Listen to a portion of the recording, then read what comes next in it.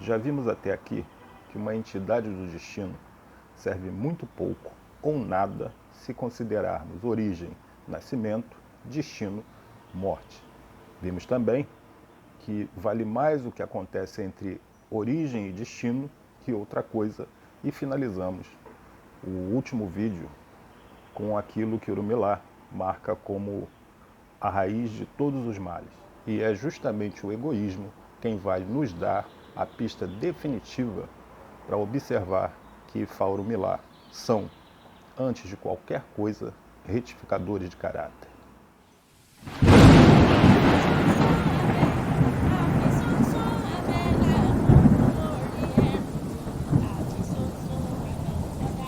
Ifá não é para todo mundo. Ifá é para todo aquele que precisa dele e enquanto precisa dele. Aboru Aboye, ao Zebome e ao Zaburu, de Ifá, de Ami, de Egum e de Orixá. Orumilá Jana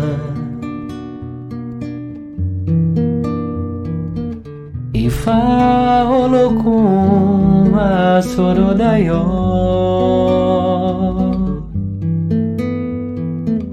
Eleripim Okitibiriti Umpa Ojo Ikuda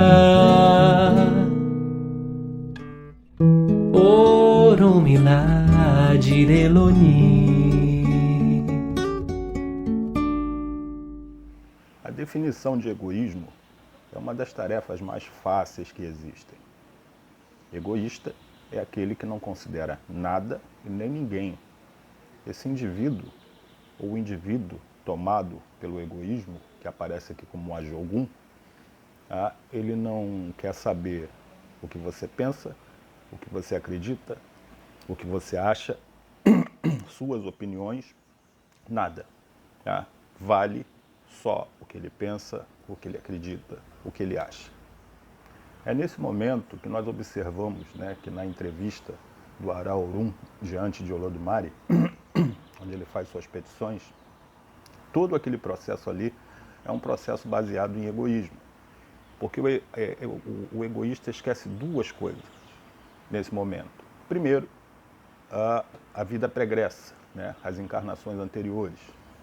Eu já falei disso num outro vídeo, onde o processo de causa e efeito atravessa o tempo e espaço e atinge o indivíduo na vida atual dele. E desconsidera também, como eu falei, mencionei nesse vídeo, o processo político de relacionamentos que ele vai ter com as pessoas. Tem até uma história contemporânea do futebol que marca bem essa ideia. Essa história consiste do seguinte, num dos jogos se eu não me engano, da Copa do Mundo, um técnico entra no vestiário dizendo que todo mundo vai fazer alguma coisa. Você vai fazer isso, você faz aquilo, você cruza a bola assim, você, enfim, toma essa ou aquela iniciativa e a gente ganha o jogo muito fácil a partir dessa apreensão. Mané Garrincha, depois de ouvir toda essa explanação, cutuca um colega do lado e pergunta, será que o técnico já combinou isso com o outro time? A partir desse momento a gente precisa recorrer aos Odu Meji, mais precisamente ao Odu Irosu Meji, apesar de Obara Meji ser o Odu que marca essa característica do egoísmo.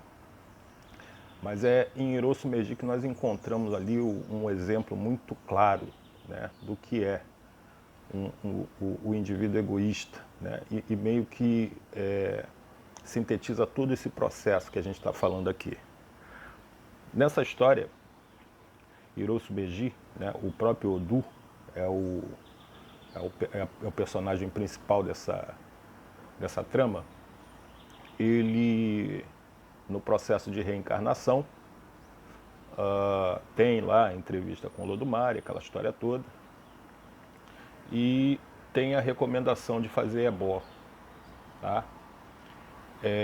Dentro desse processo, ou dentro do ebó, uma das partes do processo seria Hiroshi Meiji recorrer a Elenini, tá? Para mais recomendações. Ele faz isso, né?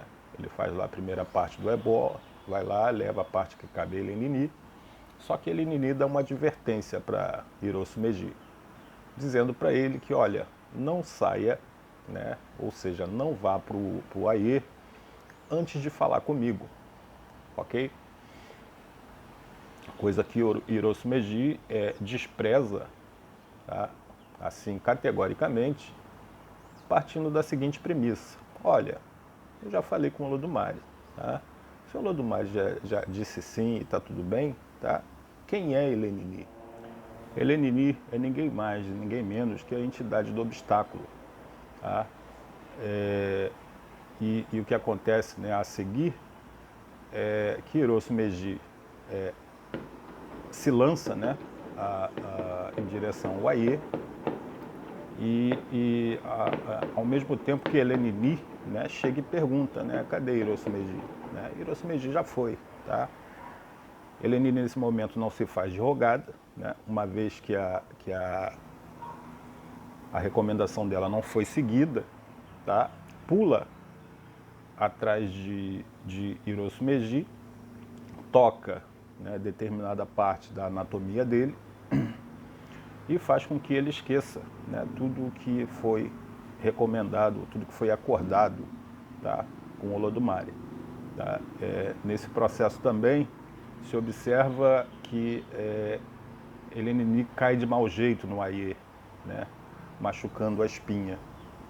E é interessante essa parte, né, porque eu já vi isso na prática, né, pessoas que têm esse Odu como principal, né, ou de alguma forma, né, tem esse Odu,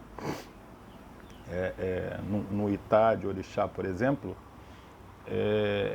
de fato a pessoa tem problema, né, na coluna, né, tem uma anomalia, né, é bem marcante isso, observar isso, né, ou seja, é a teoria se manifestando, né, se materializando. O resumo dessa ópera, tá? O resumo dessa história de Hiroshi Meiji não pode ser outro, né, senão aquele que o indivíduo no Aie está completamente perdido, tá? É uma outra coisa também factível, né, que eu observei, tá? O indivíduo está completamente perdido, completamente desbaratinado, sem saber para onde ir, tá? Vai para um monte de lugar aqui e ali, ninguém resolve o problema dele. E não resolve por uma questão muito simples, né? Por ser um Odu Meiji, né? E tendo esse problema aí com entidades dessa envergadura, né? Como Elenini, tá? Isso caracteriza aí um problema ancestral, né? Vidas passadas, né? Muito antigos, tá? Muito antigos. E não é qualquer oferendazinha, tá? Quiçá, né, não é oferenda, tá, que vai resolver o problema de uma pessoa sob esse signo de alguma maneira. O processo de retificação, né, de caráter, ele aparece aí nesse momento, tá?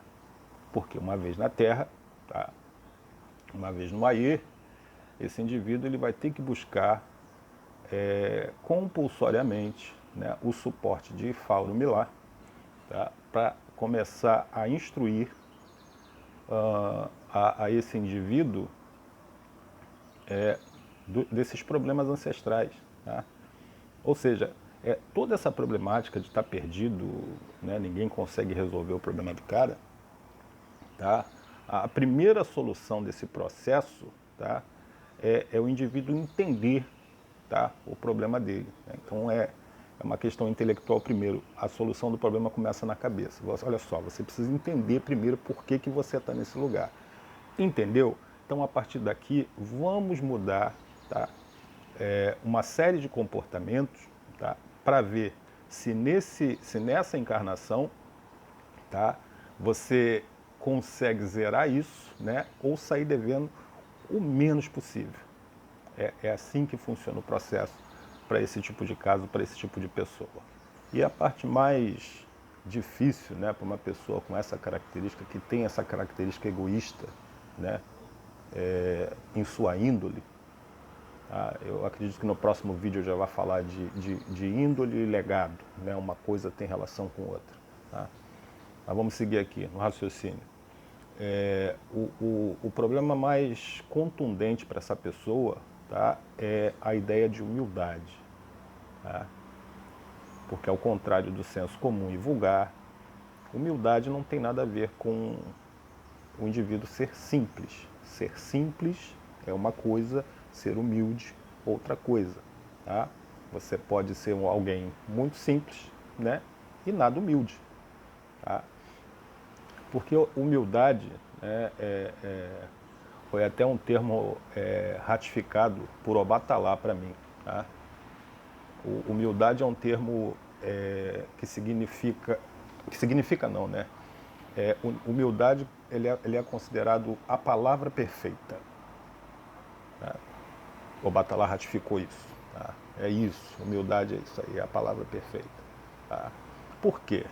Porque humildade consiste do indivíduo ouvir, né, indiscriminadamente.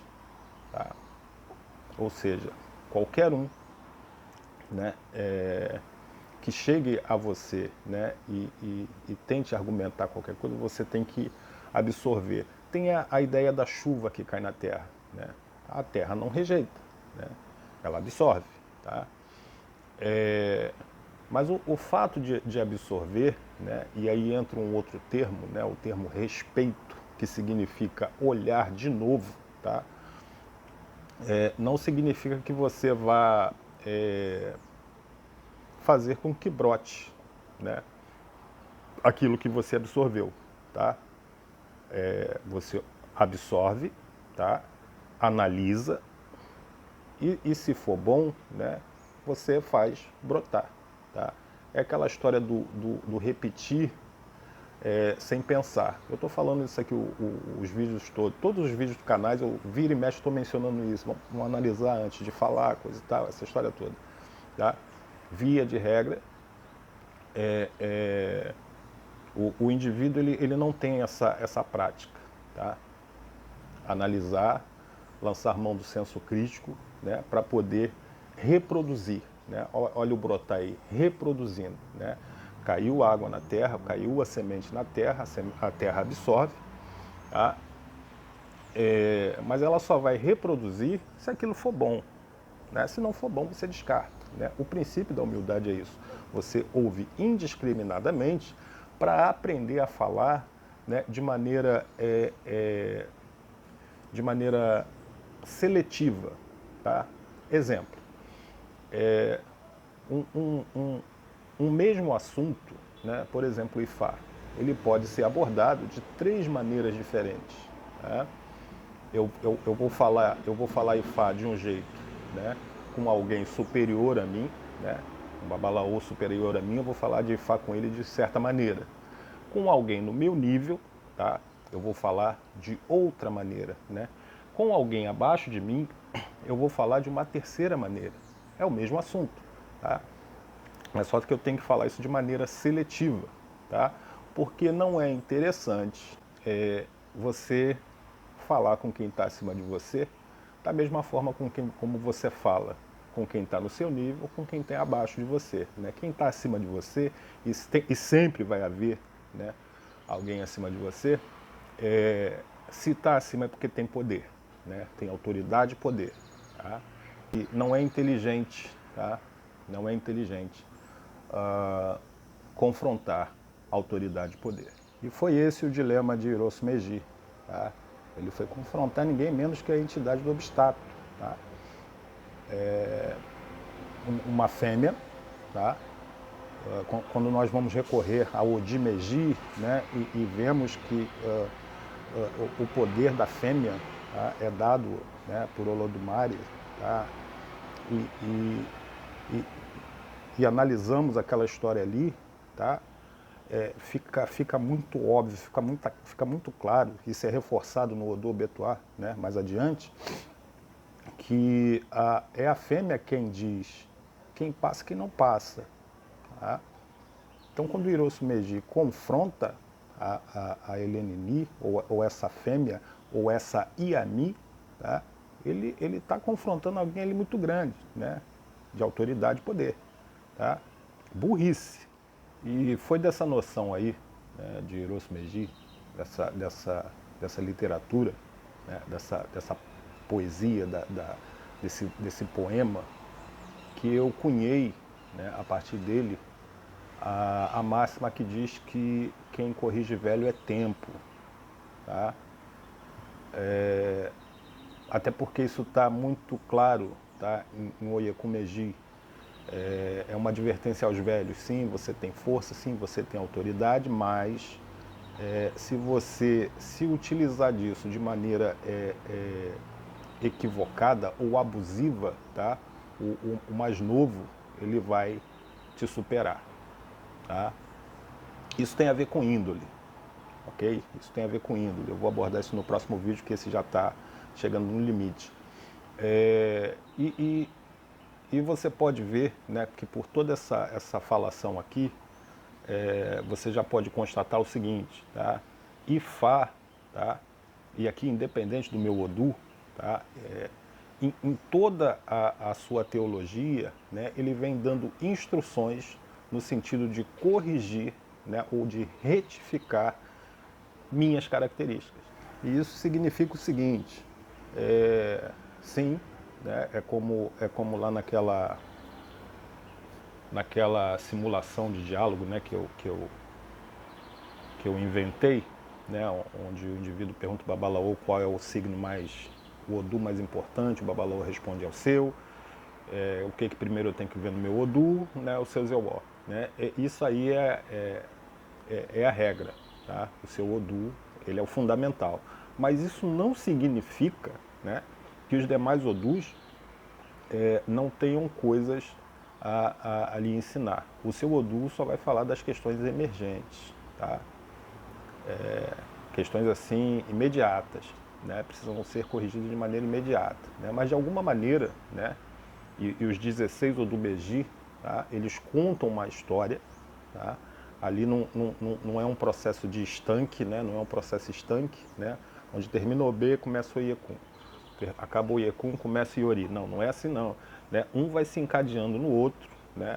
E quando você vê, você volta para o início. Olha a história dos limites aí de novo. Você volta para o início, né? Num ciclo de aprendizagem assim,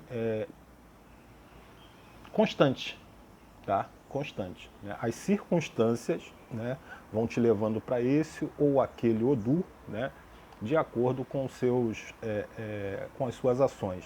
Tá? Se não fosse assim, tá? Depois de pegar lá o seu Ifá, né, e ficar sabendo o seu Odu, você não precisaria mais recorrer a jogo para nada. Né? É só seguir isso aqui que está tudo bem. Né? E não é assim que acontece.